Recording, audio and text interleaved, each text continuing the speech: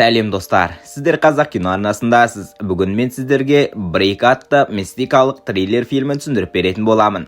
Фильм қараңғы жерде оянған Джереми есімді ер адамнан басталады.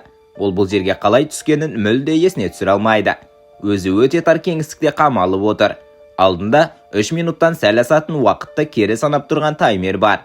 Джереми бірнеше рет қашып шығуға тырысады, бірақ қозғала алмайды.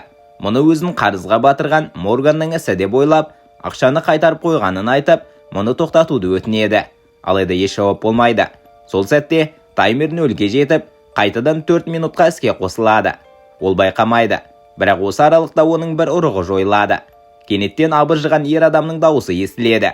Джереми аяғының жанынан ескі радионы табады. Байланыс орнаған адам өзін Генри деп таныстырады. Ол да тар жерде қамалып отырғанын, тыныс алуы қиындағанын айтады. Қашуға тырысқанда қолын сындырып алғанын, және өзінде де таймер барын жеткізеді. Джереми таймердегі санды сұрап, екеуінің уақыты бірдей жүріп жатқанын аңғарады. Радионың сигнал қашықтығы өте қысқа болғандықтан, бір-біріне жақын екенін де түсінеді. Байланысты анықтау үшін Джереми құмар ойын ойнай ма, Морган деген адамды біле ме деп сұрайды. Бірақ Генри мұның бәрін жоққа шығарады. Келесі рет таймер жаңарғанда сырттан дыбыстар естіледі. Әңгіме барысында екеуі қозғалып келе жатқанын байқайды. Демек, көліктің жүк салғышында немесе біреудің қалтасында болуы мүмкін. Джереми бұған дейін не істеп жүргенін сұрайды. Генри Манхэттенге, Нью-Йоркке сапармен келгенін айтады. Ол мемлекеттік департаментте, Ақ үйдің ұлттық қауіпсіздік кеңесінде дипломат болып жұмыс істейтінін де ашады. Осы сәтте жүргізуші қауіпті маневр жасап, Джеремиді бір жақтан екінші жаққа лақтырады. Кенет көлік тоқтайды. Джереми Генриден радионы өшіріп, бар даусымен айқайлауды өтінеді. Генри айқайлайды, бірақ Джереми тек иттердің үргенін ғана естиді. Сол мезетте таймер қайта іске қосылып, айналаны көз қарықтыратын ақ жарық басады. Джереми өзін сымдар мен түтіктермен бекітілген шыны қораптың ішінде отырғанын көріп шошып кетеді. Генриде жарық жанғаны, оның да шыны капсулада қамалғаны белгілі болады. Жарық өшкен соң біреу түтік арқылы ашық хат пен шамды сырғытып жібереді. Шамның көмегімен ашық хатты қараған Джереми онда Ақ үйдің суреті және рулетка деп аталатын бір нәрсенің орналасқан жерін сұраған хабар барын көреді. Кенеттен Генри оны атымен атап қалады. Джереми күдіктенеді, өйткені атын айтпаған еді. Генри өзіне келген ашық хатта Джеремидің аты жазылғанын, ал бостандыққа шығу үшін Джереми ақпарат беруі тиіс екенін түсіндіреді. Әйелі мен балалары күтіп отырғанын айтып жалбарынады. Джереми келіспейді. Ол Генриді күдіктеніп, бұл ұрлаудың артында өзі тұр деп ойлайды. Генри болса кінәсіз екенін, дәл Джереми сияқты тұтқында отырғанын дәлелдеуге тырысады. Таймер нөлге жетіп, жаңа санау басталғанда көлік қайтадан қауіпті түрде қозғалады. Көп ұзамай тас жолдағы жүк көлігінің дыбысы естіледі. Джереми радиодан арналарды ауыстырып, біреумен байланыс орнатуға тырысады. Ақыры Боб есімді адаммен сөйлеседі. Өзін көліктің ішінде кепілде отырғанын айтып көмек сұрайды. Боб мұны біреудің қалжыңы деп ойлайды. Бірақ Джереми қайта-қайта шындықты айтып көндіреді. Джереми Бобтан 3 рет сигнал беруді сұрайды. Көп ұзамай дыбыс естіліп, оның жақын жерде екені анықталады. Алдағы көліктерді сипаттауды өтінеді. Бірнеше көлік бар екені белгілі болады. Мотоциклдің үні естіледі. Ал Боб оның жанында келе жатқанын растайды. Демек, Джеремиді алып келе жатқан көлік дәл қасында. Боб жақындай бергенде, ұрлаушы байқап қалып қашып кетеді. Радио өшіп қалады. Ал нөмірді жазып алуға үлгермейді. Кенет көлік тоқтап, таймер қайта іске қосылады да, ақ жарық тағы жанады. Радиодан әйел дауысы шығады. Бұл Джеремидің бөлек тұрып жүрген әйелі Молли. Ұрлаушылар Самхо онымен байланысқа болып шығады. Джереми басынан өтіп жатқанның бәрін түсіндіреді. Ал Молли 3 ай бойы хабарласпағаны үшін ашулы. Оны мас деп ойлайды. Джереми шындықты айтқанына сендіріп, Морганның қарыз үшін жасағаны болуы мүмкін деген ойда тыңдайды. Алайда бұл басқа біреулердің ісі екенін айтып, төтенше жағдайға арналған телефонын тексеруді сұрайды. Әріптесі Беннің нөмірін тауып, президентке қауіп төніп тұрғанын жеткізуді өтінеді. Мұны естіген Молли шошып кетеді. Телефонды іздей бастағанда, кенет қорыққан дауыспен терезе жақта біреу барын айтып айқайлайды. Байланыс үзіледі. Джереми қатты алаңдап, ұрлаушыларға Моллиге тимеуді талап етеді. Біраз уақыттан соң өзін қолға алып, көлік қайта қозғалады. Аздан кейін ұрлаушылардың бірі байланысқа шығады. Акцентіне қарағанда шетелдік. Ынтымақтасқан дұрыс болатын ескертеді. Егер рулетканың орналасқан жерін бермесе, Моллидің өлетінін қорқытады.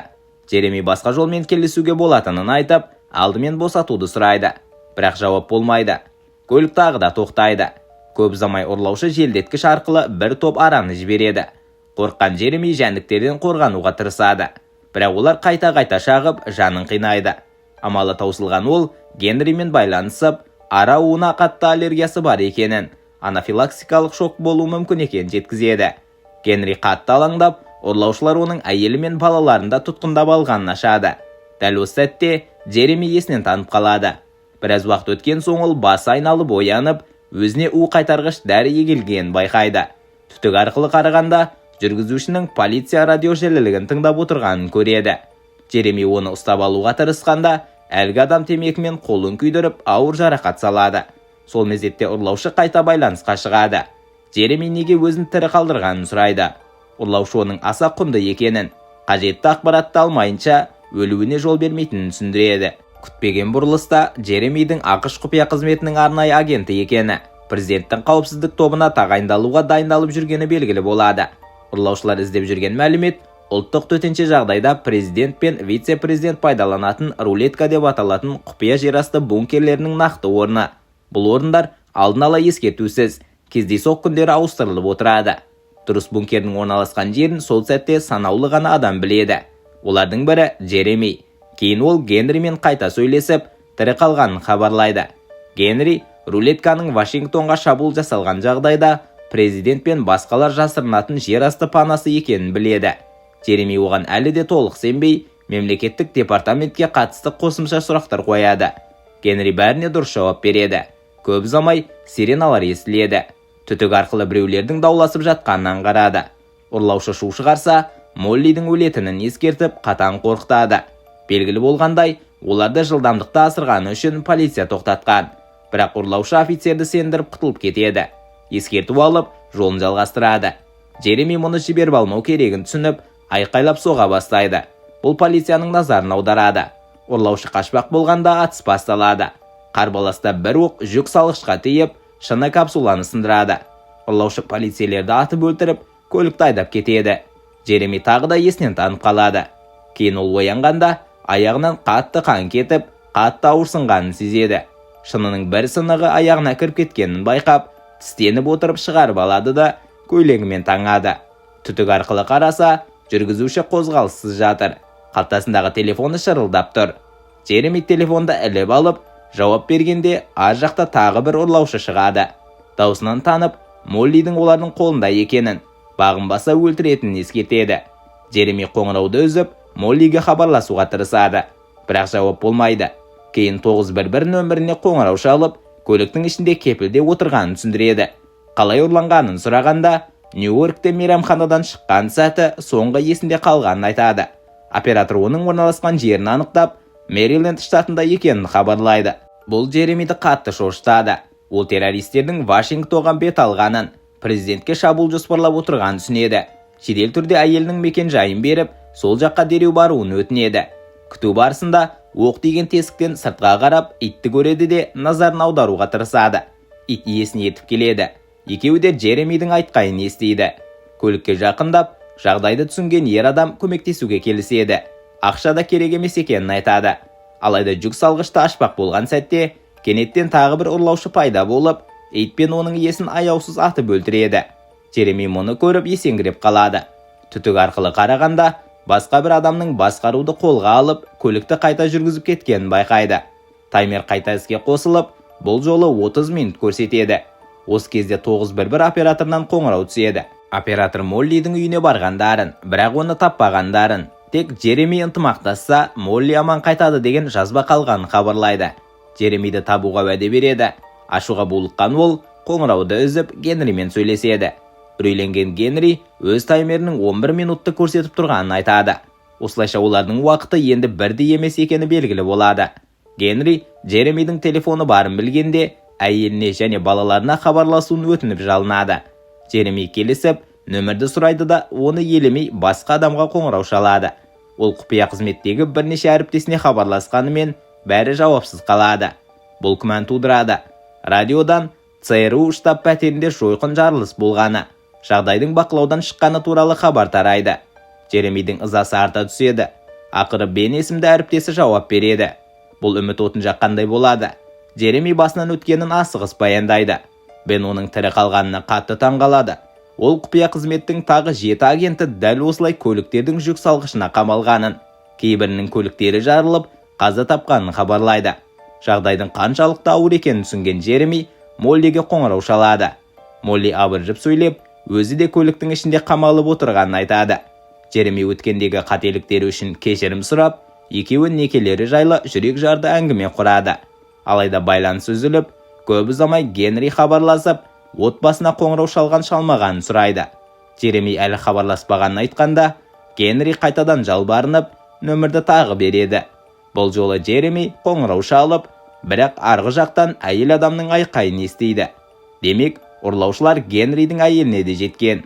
Артынша ұрлаушының өзі сөйлесіп, тағы да ақпаратты талап етеді. Джереми бас тартып, байланысты үзеді. Сол сәтте Генри жәшігінің белгісіз сұйықтыққа толып жатқанын, тұншығып бара жатқанын айтады. Ол террористердің талабын орындауын өтініп жалынады. Бірақ Джереми ант бергенін, оны бұза алмайтынын алға тартады. Көп ұзамай жақын жерден жарылыс естіліп, айнала шайқалады. Генри үнсіз қалады. Джереми оның отырған көлігі жарылғанын түсінеді. Радиодан сыртта толық бей-берекет басталғаны, ұлттық төтенше жағдай жүйесі іске қосылғаны хабарланады. Абырой болғанда, президент террористер жетпей тұрып қауіпсіз жерге жеткізілген. Осы кезде Бен хабарласып, Моллиді табу үшін барын салып жатқанын айтады. Вице-президенттің қауіпсіз жерде екені де белгілі болады. Бірақ президенттің нақты қайда екенін әлі анықтап жатыр. Рулетканың орнын білмейтін Бен Джеремиден сұрайды. Алайда ол ұрлаушылар тыңдап отырған болуы мүмкін деп ақпарат беруден бас тартады. Кенет бірнеше полиция көлігі соңдарынан қуып, соқтығысып, Джеремиді қораптың ішінде қатты ұрады. Қатты қуғаннан кейін көлік тоқтап, не болғанын Джереми түсінбей қалады. Бір сәттен соң, ұрлаушы тағы да рулетканың орналасқан жерін сұрайды. Джереми үндемейді. Оның америкалық екенін аңғарып, не үшін мұны істеп жүргенін сұрайды, бірақ жауап ала алмайды. Осы кезде Молли қайта қоңырау шалып, жедел жәрдем көлігінде отырғанын айтады. Сиреналардың дыбысы естіледі. Джереми өзі де полиция көлігінің ішінде екенін түсінеді. Демек, ұрлаушылар ресми көліктерді пайдаланып, бекеттерден еркін өтіп жүр. Генри де сондай бір көліктің жүк салғышында болуы мүмкін еді. Байланыс үзіледі.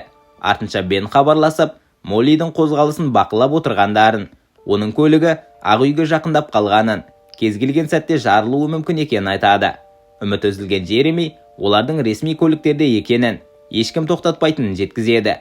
Бен тағы да рулетканың орнын қыстайды. Бірақ Джереми антын бұзбайды. Джереми Моллиге қайта хабарласып, өткен қателіктер үшін кешірім сұрайды. Жағдайын түсінуін өтінеді. Екеуі бір-біріне деген махаббаттарын білдіреді. Осыдан кейін Джеремидің қорабы да әлде бір сұйықтыққа тола бастайды. Ол Бенге хабарласып, мұны айтады. Сол кезде Бен оның сұйық бомба екенін айтып, өзі террористер жағына шыққанын ашып салады. Бен Джеремидің енді құтылмайтынын, бірақ рулетканың орнын айтса, Моллиді аман алып қалуға болатынын жеткізеді. Джереми бәрібір бас тартады. Ол ел үшін, тіпті әйелін құрбан етуге дайын екенін көрсетеді.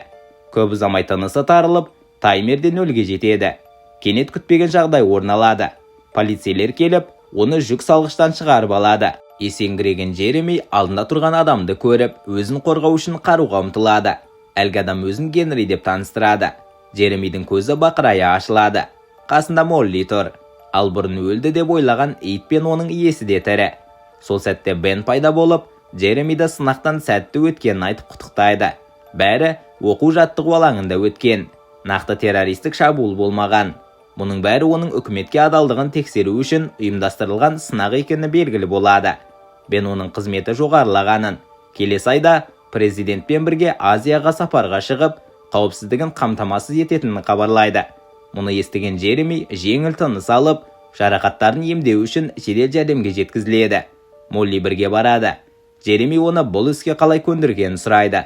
Молли оған қомақты ақша төлегендерін, сол қаражатпен Морганға қарызын жапқанын айтады. Осы сәтте алыстан Вашингтон монументі көрінеді. Джереми жымиып қалады. Молли бункер сонда ма деп сұрайды. Бірақ Джереми қазір оның маңызды емес екенін айтады. Ол қалтасынан сақина шығарып, қайтадан тұрмысқа шығуын сұрайды. Молли қуана келіседі. Бірақ соңғы күтпеген сәтте Молли оны зембелге кісендеп қояды. Артынша құлаққа барқылы өзгелерге сөйлеп, әңгімені естіген естімеген сұрайды. Сөйтсе, ел шынымен террористік шабуылға ұшырап жатыр екен. Молли террористермен ауыз жаласқан болып шығады. Джеремидің басынан өткендерінің бәрі бункерінің орнын айтқызу үшін алдын ала ойластырылған жоспар. Қажетті ақпарат алған соң, Джеремидің керегі қалмайды. Террористер Моллиге оны өлтіруді бұйырады. Молли от отырылған газ маскасын Джеремидің бетіне жауып, оның өмірін қияды. Фильм осылайша суықта үрейлі аяқталады. Көргендеріңізге көптен көп рахмет.